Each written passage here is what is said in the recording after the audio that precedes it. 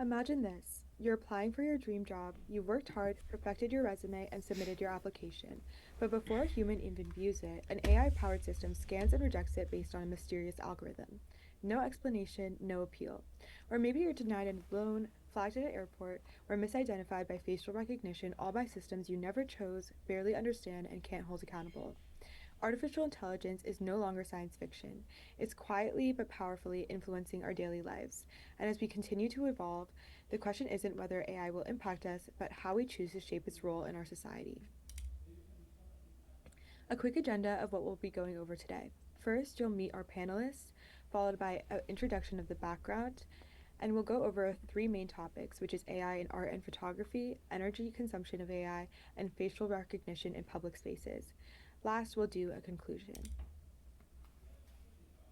My name is Max. I'm a computer science major and I'll be graduating in 2028. I will be doing the con side argument. My name is Samiha. I'm a finance major and I'm graduating in 2025, and I'll be the mediator today. Hello, my name is Cam Chetitash. I will be talking about the pro side of the argument. I major in cybersecurity and I'm graduating in 2027. Hi, my name is Desmond. I'm majoring in computer science, graduating in 2025. I'll be doing the mediated argument. Background and purpose. Why are we debating AI regulation? AI is already such a key component of most of our lives here today. But what's to note is that it's still in its developmental stages. What we do today could shape the future, and that's true for also for AI. While it's still in its developmental stage, we need to set the regulations so that the harm and benefit it does are within limit, within scope, and something that will be more beneficial for those that come with us and those that come after us. And today's question is what we hope to answer. Should governments regulate AI use?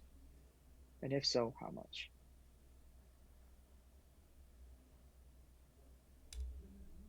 So, a quick debate format overview. First, we'll hear the argument for strong AI regulation, focusing on safety, fairness, and accountability. Then, we'll present the opposing view, which highlights innovation, freedom, and economic growth. And finally, we'll offer a mediated solution that seeks to protect society while encouraging technological progress. I'll be moderating this debate, meaning that I'll make sure that everyone's responses are under a minute. First, we'll begin with AI in art and photography, starting with the pro view. Alright, let's start with how AI is affecting the art world. Right now, many artists feel like their work is being stolen. Generative AI models are trained on massive collections of images scraped from the internet, including copyrighted artwork. And the worst part? Most of these artists never gave permission or received any credit. It's like walking into a museum, taking photos of every painting, and then selling AI generated imitations without telling the artists. That is not innovation, that's exploitation. According to the Center of AI and Digital Policy, generative AI systems have been trained on vast datasets of online images, often without credit or compensation to the original artists. That's a real problem. Artists are asking for fair treatment. They want regulations that require companies to ask permissions before using their work. And transparency about what's in AI's training data. Without these safeguards, human creativity is at risk of being drowned out by machines trained on stolen art. Regulation doesn't mean shutting down creativity, it means making sure that artists, the humans behind the culture, are respected and protected. Thanks, Karam. Next, we'll go over the con view about how overregulation can hinder creativity. AI can be extremely useful for artists and non-artists alike. If we put a lot of limitations on it too quickly, too hastily, it could very well stifle the innovation that is possible. Along with artists being able to do tedious things quicker, non-artists can use it as a quick way to get possible sketches for things done and similar tedious things that they don't have the skill set for and maybe they don't have the budget for. They can still get that done and it can be useful for them.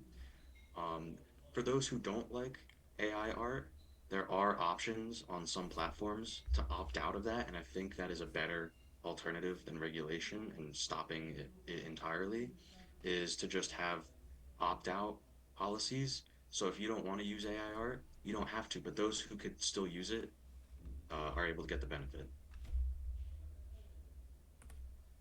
Next, we'll go over how to find balance with regulation in AI art.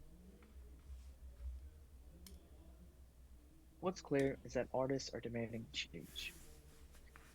These artists are the ones that are putting the blood, sweat, and tears into crafting, innovation, and creativity.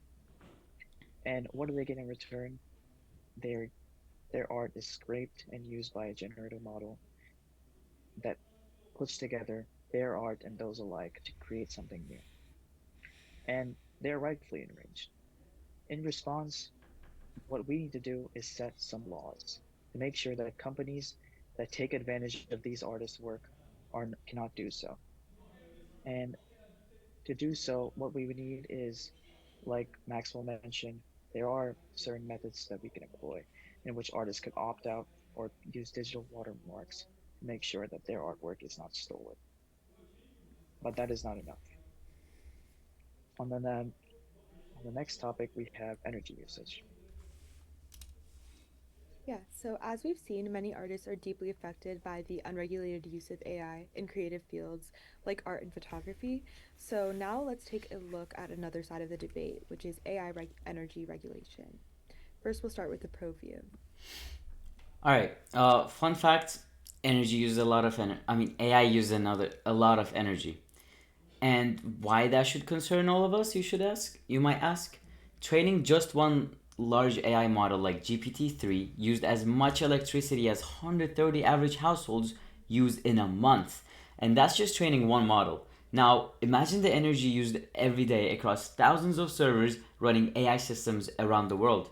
According to The Verge, creating a single AI generated image uses the same energy as charging your phone from 0 to 100%. And people are generating millions of these images daily. If you don't put limits in place now, the environmental impacts of AI could become massive. The problem isn't just today, it's what happens when AI continues to scale without any oversight. Strong regulations can encourage companies to use clean energy and reduce emissions, just like we regulate car emissions and power plants. We need to make sure AI doesn't become another unchecked source of pollution. AI has potential, yes, I agree. But if it's coming at the cost of our planet, we need to hit pause and think about the long term consequences. Next, we'll go over the con view with Max. Restrictions on AI and their energy consumption could desperately hurt innovation. Breakthroughs from AI in medicine and science are going to take a lot of energy. Now, if we let AI use that energy, it will exponentially increase our ability to solve difficult problems in medicine and science. And this also includes energy problems.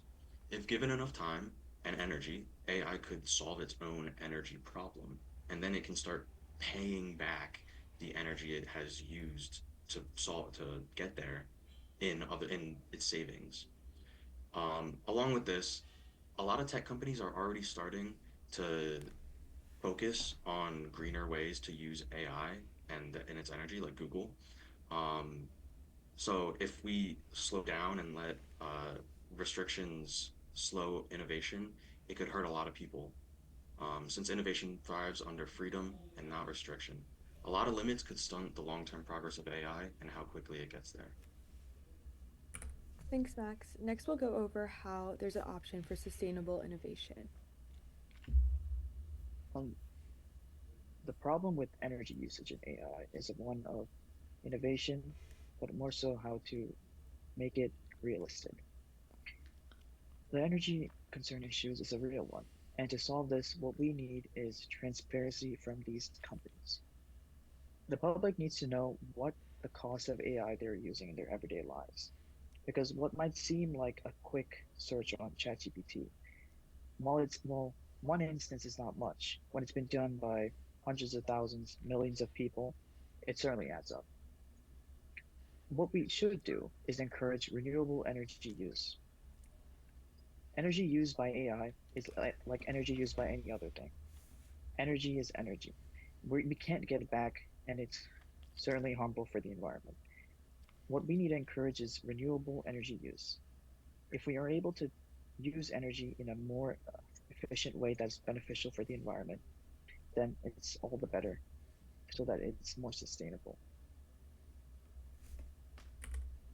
Let's go next. As we've discussed, the environmental impact of AI raises serious concerns of sustainability and corporate responsibility. Another developing AI feature is to discuss the use of facial recognition. First, we'll start with the perspective. Now, we all use facial recognition daily on our phones.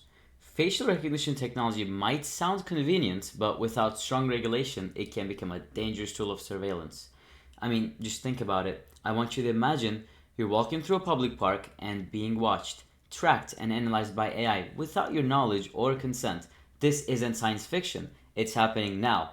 Governments and police departments are using facial recognition with little to no oversight, especially targeting communities of color. According to the Brookings Institution, facial recognition is significantly less accurate for people of color, increasing the risk of wrongful arrests and discrimination. In fact, there have already been multiple documented causes of innocent people being misidentified and jailed. Regulation is not about removing the technology, it's about using it ethically. I want to emphasize that. That means requiring transparency, accuracy, and accountability. People should know when they're being scanned. They should have rights if they're misidentified, and there should be strict rules about how this data is stored and used. Without regulation, facial recognition can turn into a tool of mass surveillance, but with the right safeguards in place, we can make sure it's used fairly without violating civil liberties. Next, Max will go over the con perspective. Facial recognition with AI is an amazing tool for law enforcement. It helps them locate suspects and missing people, along with clearing innocent people and reducing eyewitness errors. Now, people are scared that facial recognition could be used, and if it says that you did a crime and you really didn't do a crime, it misrecognizes you, that you could go to jail. People watch over, or people will review the footage, and if they can tell that it wasn't you, then you will be completely fine and won't have to worry about going to jail because of that.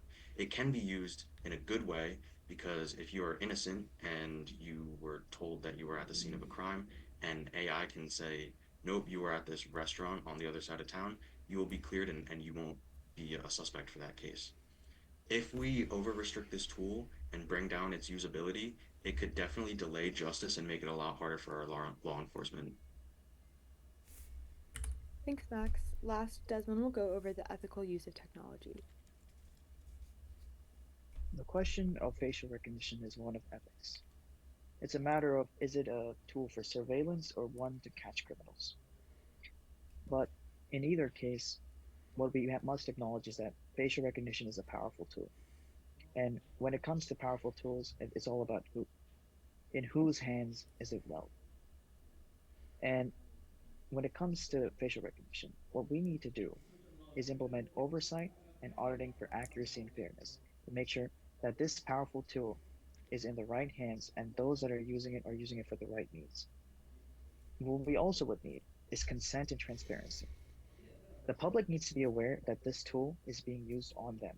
So, as mentioned previously, when facial recognition is used in a park, the people in the park need to be notified that this tool is in place and that there are cameras that are watching them so that their consent is noted. We also need to enforce legal limits.